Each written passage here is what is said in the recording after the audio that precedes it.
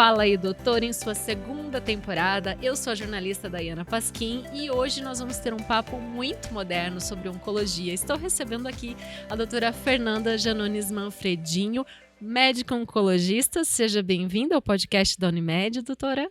Muito obrigada, Dai, pelo convite. Muito obrigada, Unimed, pelo convite, né, de estar aqui falando com vocês. Que legal. Sabe uma coisa que marcou muito na tua história, que eu fiquei sabendo previamente, algumas coisinhas sobre você, assim, pra gente se conhecer hoje, é que você morava nos fundos de um hospital. Então, eu sou de Rondônia, eu nasci lá, eu sou realmente rondoniense, mas é um estado muito novo, né? Teve muita imigração para lá, ali pela década de 80. Foi quando meu pai saiu aqui do Paraná e foi para lá. Minha mãe saiu de Goiás e foi para lá também, para Rondônia. E se conheceram lá. Meu pai é médico, né? Ele é pediatra.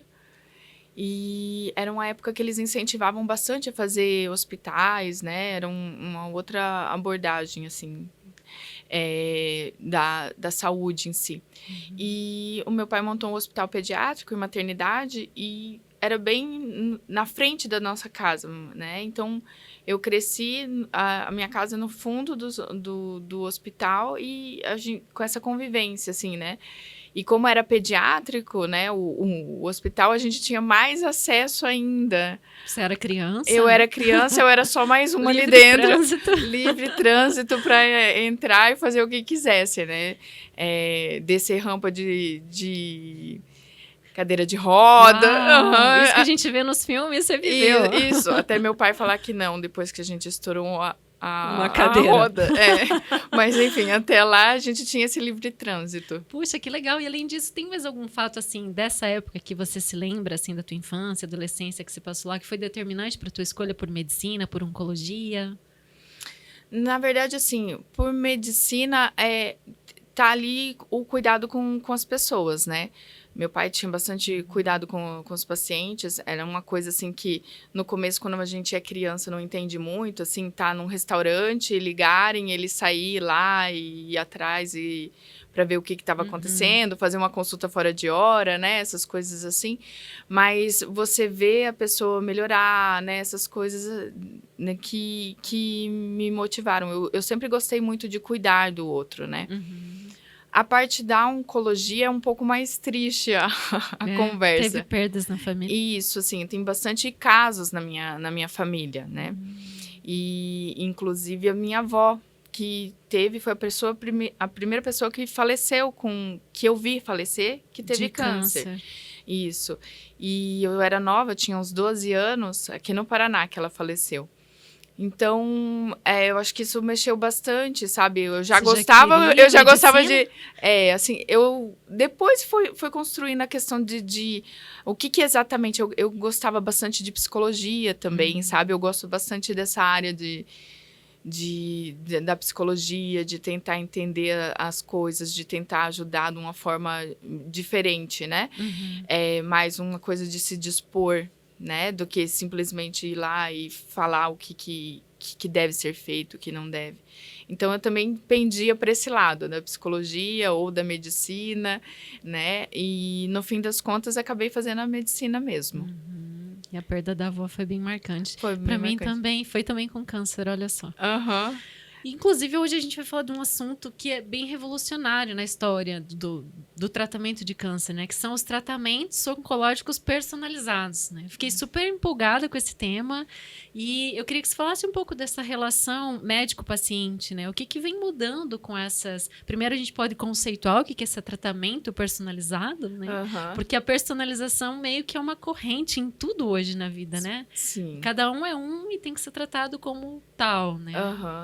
Antigamente, logo que começou os tratamentos oncológicos, a gente fazia era câncer de tal região, tal órgão, um órgão específico. Então, se tratava de tal jeito, foi se fazendo estudos, vendo se a gente associar um tratamento com isso no começo, desse modo depois, depois eu coloco, sei lá, eu vou falar alguns termos técnicos, se faltar, você fala. Mas assim, eu vou fazer quimioterapia, depois vou fazer cirurgia, depois vou fazer radioterapia, então foi se vendo para cada tipo de tumor, o que seria melhor, de qual forma seria melhor de se tratar. Mas a ciência vai evoluindo, né? Então, viu-se que não é só assim, o câncer de mama eu vou tratar de tal jeito. Não. Existem muitos marcadores biológicos, muitas alterações de proteínas, alterações no DNA, alterações que hoje em dia a gente consegue ver essas alterações, né, por técnicas, e com o avanço dos medicamentos, ver que responde a um medicamento melhor que ao outro medicamento. Então, você consegue direcionar para que não seja só todo mundo que... Um exemplo, né, do câncer de mama, que tem o câncer de mama, vai fazer o tratamento dessa forma. Não, vai ser de acordo com, às vezes, o perfil do tumor e, às vezes, o perfil do tumor e da paciente, que, às vezes, para a paciente, aquela medicação vai ser melhor ou outra medicação vai ser melhor também. Então, se parte de um estagiamento da padronização do atendimento, câncer de colo de útero vai ser sempre tratado assim, para um mesmo tumor numa mesma região, em no pacientes mesmo estadiamento, é tratado diferente conforme a pessoa. Conforme a pessoa e conforme o tumor. E o que vocês médicos enxergam no paciente para conseguir dizer, vamos personalizar para você dessa forma? Assim, quais são os aspectos de personalização? Para a gente deixar assim mais claro. Assim, tem-se os estudos, porque, né, infelizmente, tudo é muito caro na oncologia, né? Sim. Então, é tudo baseado em estudos que a gente faz os tratamentos e as escolhas, para ver o que tem efeito, o que não tem efeito. Então, estuda-se certo tipo de tumor, um tumor X, e vê-se que ele pode ter 1, 2, 3, 4 alterações, por exemplo. Então, se as pessoas chegam com esse tipo de tumor, eu consigo testar geneticamente, né? Fazer testagens, às vezes, no próprio material que é retirado do tumor. Às vezes, são testagens que são feitas no DNA do paciente, né? Então, depende do que... Essas testagens de DNA, exames de laboratório, nesses laboratórios tradicionais que a gente tem acesso, ou é algo ainda mais diferenciado? Então, como a Unimed aqui está chegando nova, né?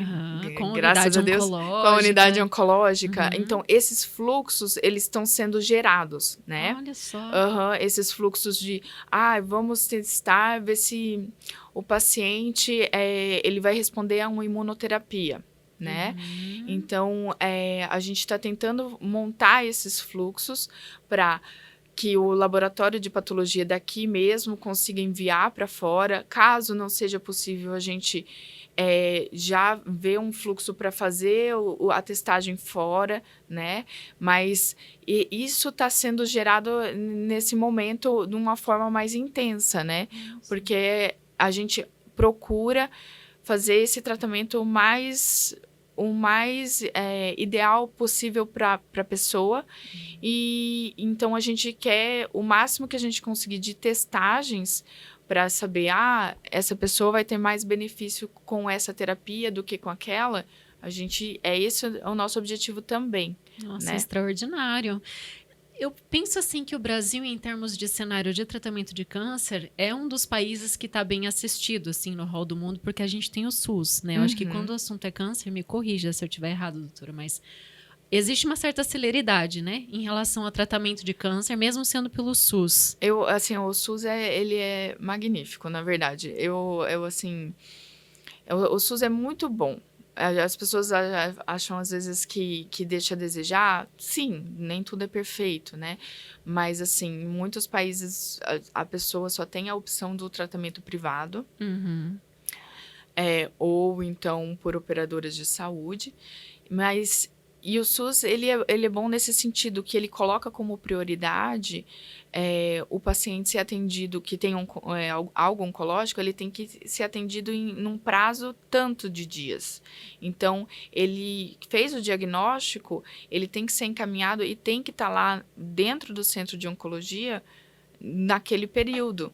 Então, assim, o negócio fica mais acelerado, né? Em termos de diagnóstico, né? De tratamentos, como a gente tem um cenário muito grande de tratamentos, como eu disse, alguns mais personalizados, alguns menos, né?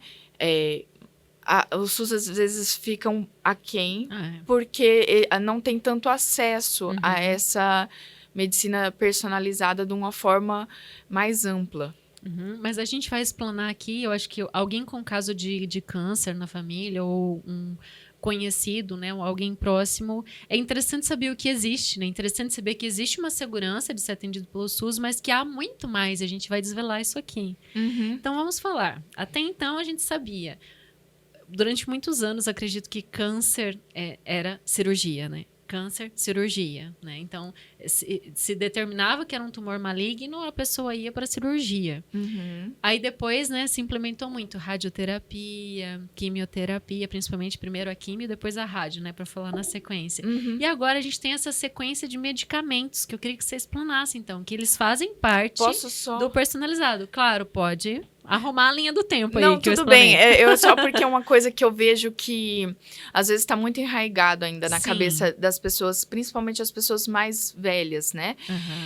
Mais velhas, assim, com mais idade, né? Que antigamente, justamente porque era câncer, cirurgia, às vezes a pessoa ia para a cirurgia, a pessoa, né, era submetida ali, abria, fechava e falava com o familiar, olha, não tem mais o que fazer.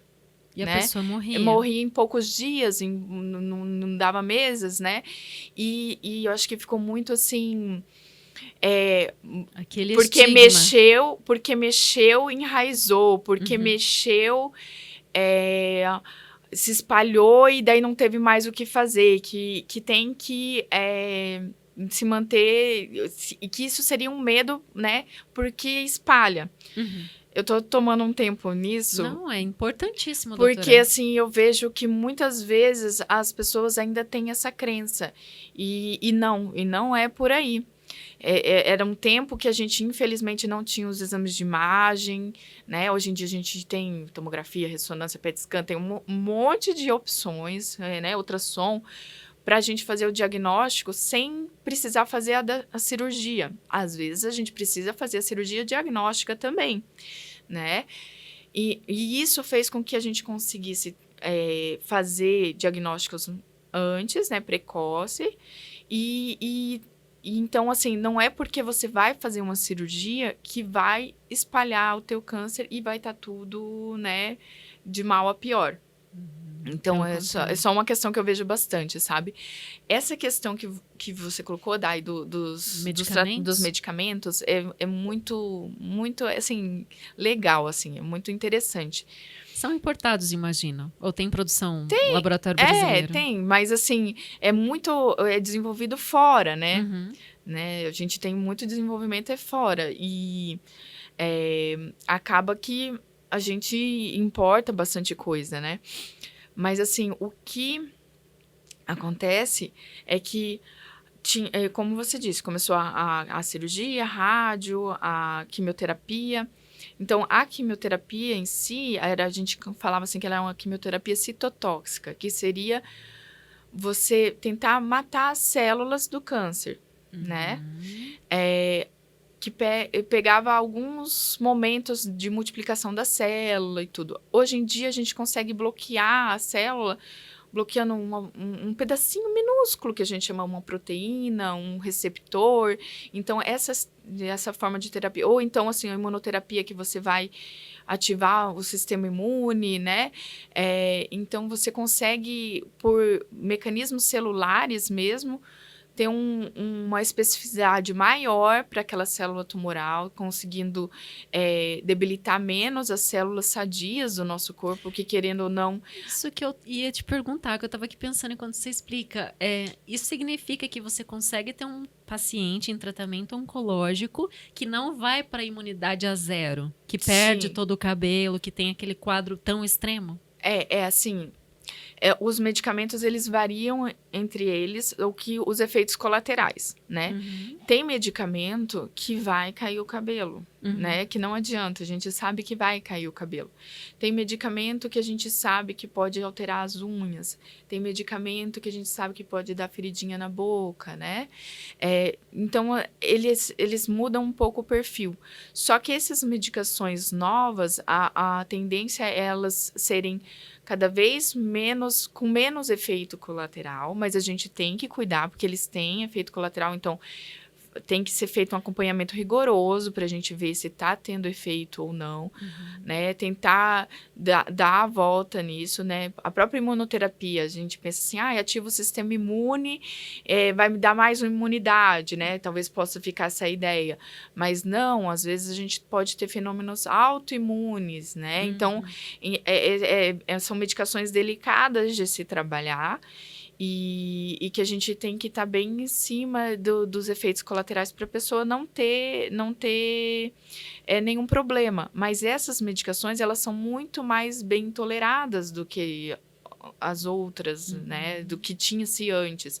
E o principal também é que elas têm um efeito melhor, porque elas vão direto no alvo, aonde que realmente vai conseguir bloquear aquela célula maligna. Que é diferente, por exemplo, de dar, às vezes, uma coisa que pode ser que pegue, pode ser que não, né? Como então, as primeiras químios, né? É uma coisa, assim, mais que você acabava debilitando as células malignas, as células boas também. E agora a gente consegue fazer uma coisa mais direcionada para tentar bloquear mais as células malignas e tentar, né, deixar a pessoa o melhor possível. Muito bom. E tem duas coisas assim que eu enxergo em relação ao câncer. Uma leiga falando aqui, tá olhando de fora. Que eu acho que são duas coisas que caminharam juntas e que é fato em relação a câncer. Uma que tem que tratar bem rápido. Então, quanto mais efetivo o medicamento for, melhor. Outra é que uma equipe multidisciplinar vai ser muito melhor para aquele paciente. Na verdade, é uma visão leiga muito certa, né? Muito que certa. Jornalista pesquisa um pouco, né? Sim, mas é muito certa. Então, essas duas coisas são fato mesmo. Sim. Quando o assunto é câncer, ninguém nega essas duas coisas. Sim, eu tenho um viés que eu gosto de psicologia, né? Então, a minha fã é a psicóloga, né? Então, assim... Mas, assim, tem a pessoa que cuida da nutrição, tem a farmacêutica, porque, assim, é uma área muito especializada. Então, para se manipular aquelas medicações, você precisa ter muito conhecimento. Não é qualquer manipulação, né? É uma dispensação bem específica. Bem específica. Então, assim... a enfermagem também, né? Todos os cuidados para não ter extravasamento de medicação, porque não é um soro, né? Então, é um soro que tem uma medicação forte. Então, tem todos os cuidados, né? Que são todos profissionais muito especializados, assim, para estarem lá e fazem toda a diferença. Eu acho até que você pode dar essa resposta com bastante... providência, porque você nasceu no norte do Brasil, estudou no sul do Brasil, né? Estudou em Santa Maria, no Rio Grande do Sul, e percorreu esse território brasileiro e também fora do país, já que você tem familiares, né? Nos Estados Unidos.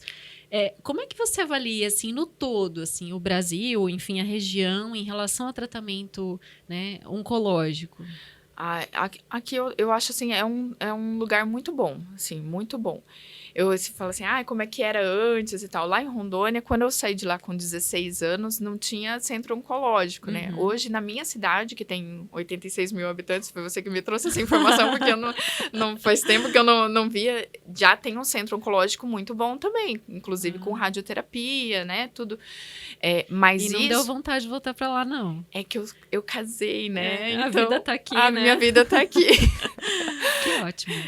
Vai só pra visitar os familiares. Isso. E, assim, então, quando eu saí de Rondônia, era muito defasado essa parte, sabe? Hoje, graças a Deus, assim, lá na cidade que eu nasci, tem um centro oncológico bom, na capital também tem um centro oncológico muito bom, né? Mas é tudo novidade, né? Lá em Santa Maria também foi um dos motivos, assim, porque em Santa Maria, lá na faculdade que eu fiz, no hospital, ele era também referência em oncologia, inclusive com radioterapia. E foi isso que te influenciou?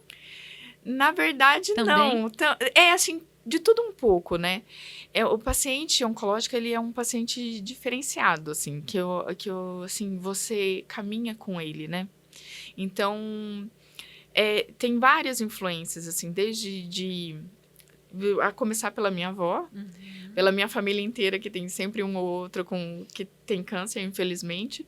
Você já teve algum diagnóstico? Eu já tive também. Então, assim... mas eu estou bem. Né? Não, é porque a gente já citou em alguns programas anteriores, né? A gente tem a situação do... Nem sempre é maligno, né? Nem sempre é um tumor, né? Sim. Muitas vezes a pessoa tá ali com qual que é o termo, doutora, que me fugiu agora? A pessoa...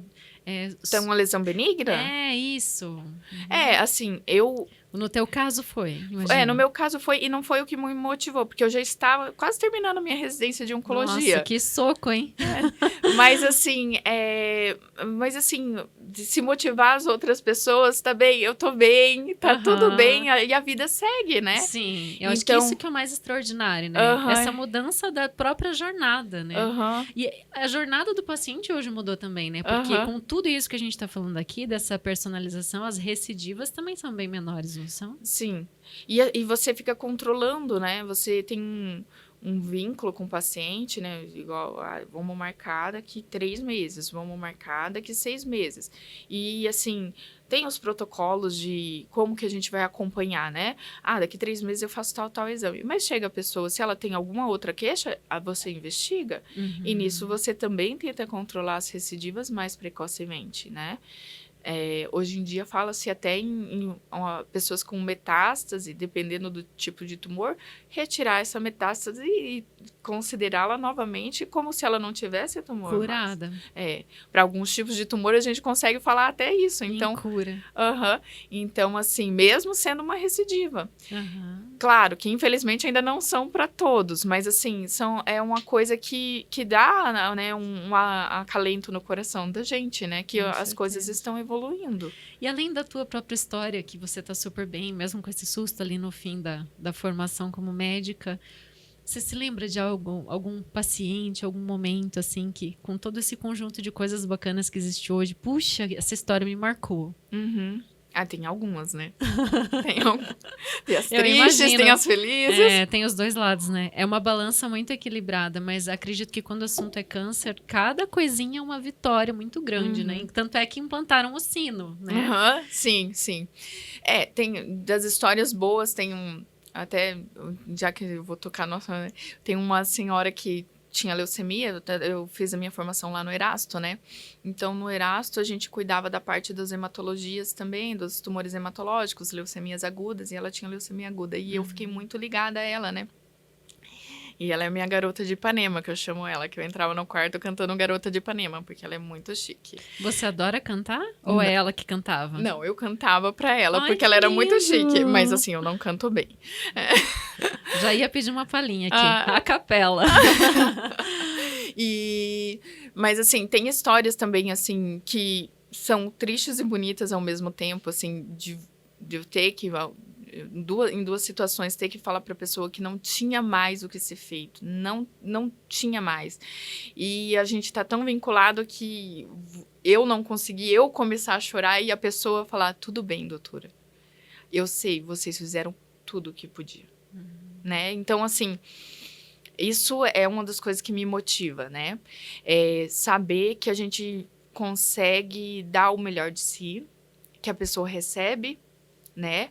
Que ela consegue receber aquilo e que você conseguiu deixar a vida dela um pouco mais amena, um pouco mais feliz e prolongar no que foi possível, mas também hoje, depois que eu passei pelo câncer, eu priorizo ainda mais a qualidade de vida da pessoa enquanto ela esteve aqui com a gente, né? Que isso faz muita diferença. Incrível. Essa relação médico-paciente mudou muito ao longo dos anos, né? Sim, eu sim, sou meio pegajosa, assim, né? Mas assim. Ai, que coisa boa para quem precisa do médico. Mas antigamente eu era até muito assim, super protetora, assim, eu era demais, assim, mas assim, hoje eu consigo, assim, não, vamos conversar todo mundo, vamos, né, dividir, você sabe mais isso e tudo, mas assim, eu gosto muito desse contato, sabe? Eu gosto muito do interpessoal, né? De poder estar com a pessoa, de poder... Porque a gente não... Eu sempre falo, a gente não ganha um paciente, a gente ganha uma família. A família toda, né? A família toda. E creio que o próprio perfil dessa família, desse paciente oncológico hoje, não é mais tão desavisado, né? Uhum. Porque até então... falar de uns 30 anos atrás, vinha a notícia, fulano tá com câncer. Parecia que era uma facada no peito e, tipo, o mundo acabou.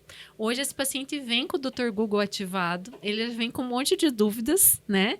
Com várias intervenções e você vai interagir com aquilo também, né? Um perfil mais ativo de família. E eu gosto desse perfil, né? Mas, assim, essa questão da facada, ela ainda existe, Dai. Existe. É muito pesado ainda, né? Ainda tem muito estigma. As pessoas não... Quando falam assim, você tem diabetes, elas não sentem, eu acho que essa facada tão forte, né? É uma coisa pesada ainda. Elas procuram. A gente, graças a Deus, tem bastante acesso à informação. Tem gente que chega com os artigos já, assim, impressos. Espalha em cima da mesa. Mas será que dá para eu ver esse tratamento? Será, né? Então, tem gente que é bem... que tem bastante consciência dos tratamentos em si, né? E eu acho isso muito bom. E quando eles não têm... o máximo que eu posso fazer, essa educação do paciente, eu tento fazer... Porque ele tem que participar, né? Ele tem que entender o que está acontecendo com ele, com o corpo dele, né? Entender, por exemplo, eu vou falar, pode dar efeitos adversos. Mas eu falo assim, pode ser que tua plaqueta caia. Mas o que é plaqueta? Que é isso? O que isso vai acontecer? O que vai acontecer em mim, entendeu? Então, assim, as minhas consultas geralmente são bem demoradinhas, porque eu gosto de explicar para a pessoa saber o que está acontecendo e o que pode acontecer, né? Porque assim, é difícil ter esse diagnóstico, receber o diagnóstico e às vezes as informações vêm para ajudar e às vezes deixam a pessoa mais confusa também. Então, a gente tem que ter esse tempo de poder... elaborar isso com a pessoa, ver se ela realmente entendeu, né? Que às vezes a gente explica as coisas, a pessoa... Que tá meio em choque. Tá meio em choque, né? E eu falo, olha, se depois você tiver alguma dúvida, anota e me traz, entendeu? Porque muitas vezes, a pessoa tá em casa agoniada e quando chega na frente do médico, tá tão assim que não consegue nem dizer o que queria. Então, às vezes, eu prefiro que a pessoa anote, porque pelo menos ela consegue trazer, eu consigo informar para ela quais são as dúvidas dela, a dúvida da mãe dela que ficou em casa e não pôde vir, a dúvida, né? Porque querendo ou não, faz diferença. E eu gosto sempre que venha com familiar também, porque às vezes a gente fala uma coisa para a pessoa e a pessoa não consegue entender tudo, até porque são muitas coisas que a gente vai falando. Então, quanto mais apoio da rede familiar tem, é melhor, né? Nossa, deu 2 dicas bem interessantes. Fazer esse diário de melhora aí, né? E trazer ali escrito para o médico e essa rede familiar. E, além disso, quais são as suas técnicas, assim, para trabalhar essa emoção do paciente? Porque a gente sabe, né, que uma grande parte da cura tá no bem-estar, né? Dele confiar no que está acontecendo, né? No processo. Como é que você faz o teu paciente ter, assim, essa confiança para tudo bem, você tá com esse diagnóstico, mas vamos juntos, vamos fazer isso e... essa moral, assim, que balança tanto. Primeiro, eu deixo a pessoa sentir, entendeu? Porque muito a gente... Às vezes a pessoa, a gente tem uma coisa... Não chora, não fica triste, sabe? E a gente... Toda notícia, seja boa ou ruim, ela impacta nas nossas vidas. Então, e a gente está acostumado a receber assim, não, você não pode comemorar demais porque as pessoas vão te olhar. Você não pode chorar porque isso é feio, porque o homem não chora, né? Ou alguma coisa desse tipo. E assim, existe a fase do luto, de ter recebido a notícia. Então, assim, não dá para dizer assim, você não pode sentir essa dor, esse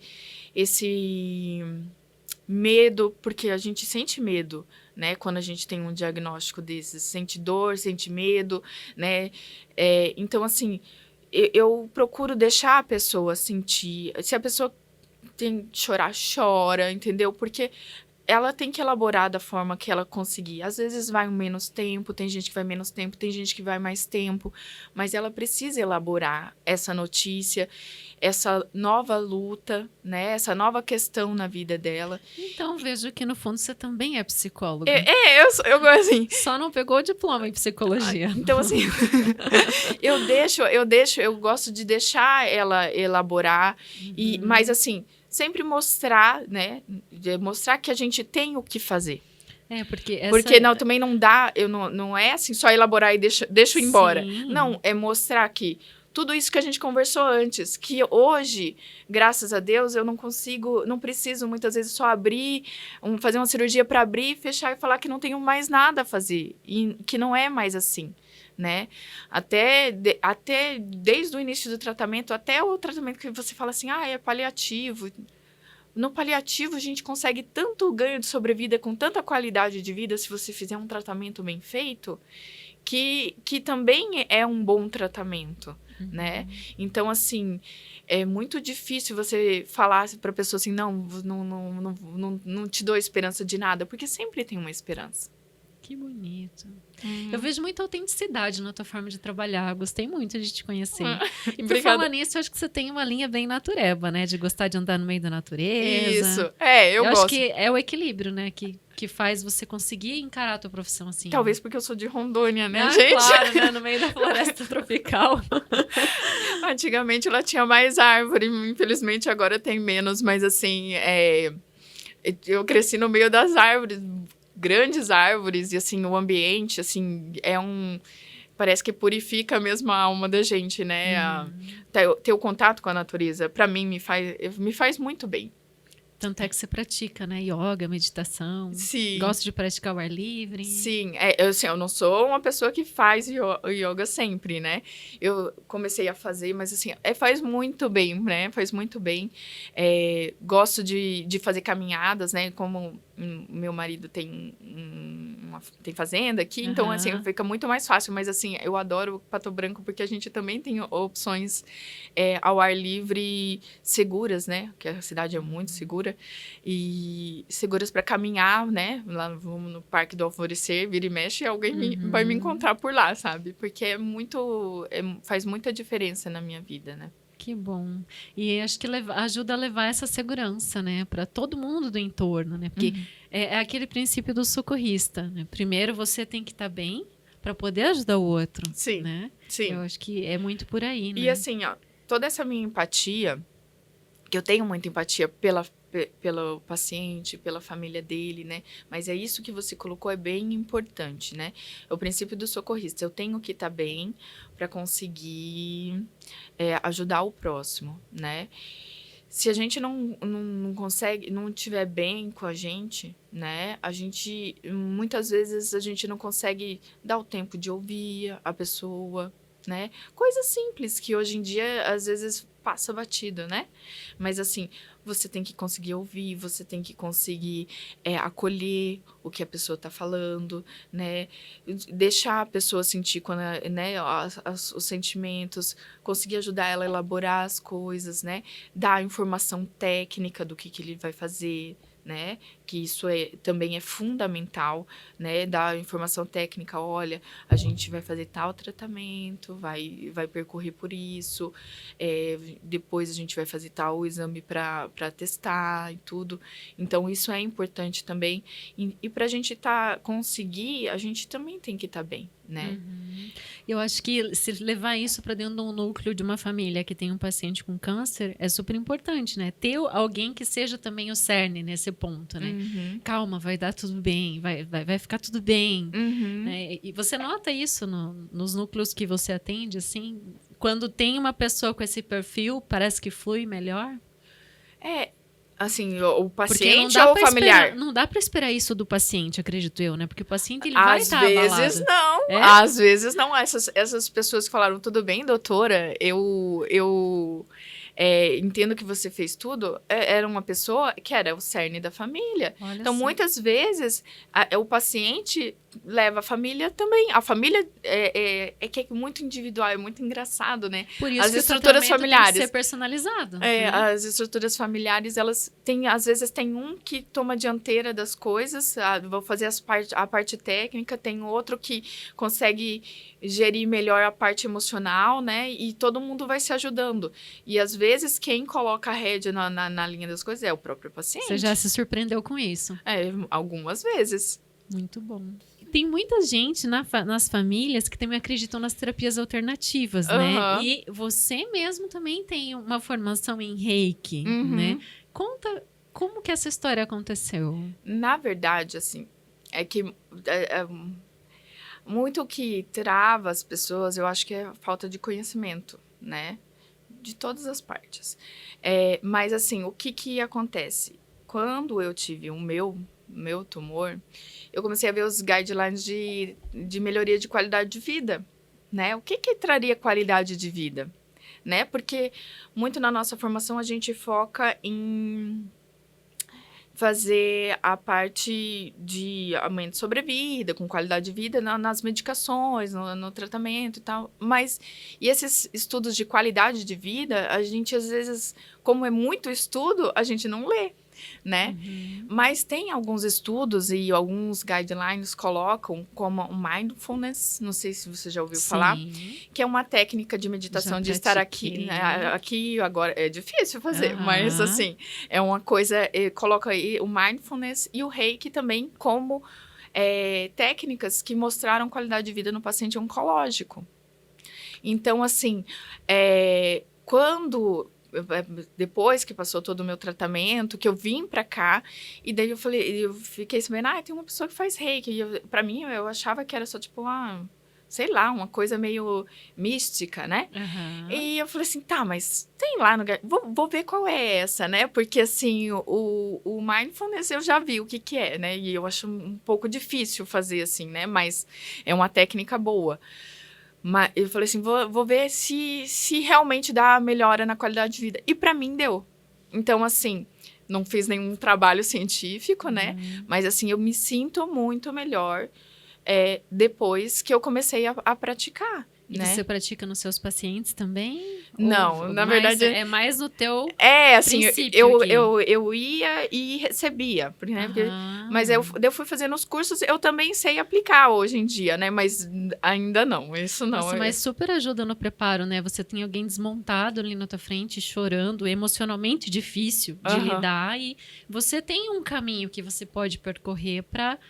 dentro de tudo que a oncologia dá de suporte, conseguir dar algo a mais para aquele paciente. Sim, né? Mas ainda a gente está ainda caminhando, mas eu fiz tudo, a formação de Reiki que eu fiz foi justamente pensando em eu como paciente oncológica mesmo, me sentir melhor. Então, né, pessoalmente eu achei que fez diferença.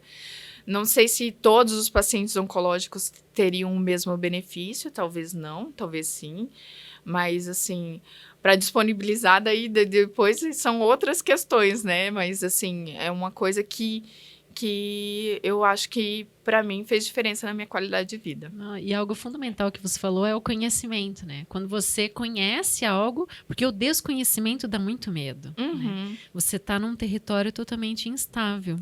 Sim, e assim, o fato, assim, por exemplo, muitas vezes a pessoa fica pensando, eu vou fazer o Reiki, vai influenciar no tratamento oncológico, mas assim, ele não tira o efeito de medicação, né? Não vai tirar o efeito da medicação. Então, assim, é isso que a gente tem que cuidar quando tá falando em terapias alternativas. Sim, a pessoa não pode deixar de tomar o medicamento certinho. É isso aí. E não ir em alguém que, às vezes, pode ser que tenham pessoas que falam assim, deixe de fazer o tal tratamento para fazer tal tratamento. Então, isso também é uma falta de conhecimento, né? Acho que terapeutas não podem fazer isso, pelo contrário, né? Soma. Então, assim, é mais nesse sentido de qualidade de vida mesmo, sabe? Da gente ir, assim, não influenciar, eu não perder o efeito do tratamento que está sendo feito oncológico, que é da parte da ciência pura e específica, né? E não tomar, por exemplo, nenhuma medicação ou fazer coisas que podem prejudicar o funcionamento do meu organismo, né? Que isso pode acontecer, mas é por aí. Me permitir abrir essa porta a mais, né? Para esse místico, para essa possibilidade, para essa energia boa, né? Que acho que nós, seres humanos, somos energia. Eu tô muito feliz de ter conhecido você, doutora Fernanda. Obrigada. Acho que nossa conversa foi deliciosa, esclareceu e até acalmou o coração de muita gente que está vivendo, né? A história de câncer ou que venha a viver. Né? Então, te agradeço demais. Eu agradeço também a Unimed, agradeço a sua simpatia, né, por me facilitar estar aqui, né, para falar publicamente. Gente, ela disse que é tímida. Para mim não colou, hein? Foi super bom. Obrigada. E então, fala aí, doutor, fica por aqui. Obrigada. Inscreva-se no canal do YouTube da Unimed Pato Branco. Siga o podcast Fala aí Doutor no Spotify. E não perca nenhum episódio. Se você já nos segue, deixe a sua avaliação.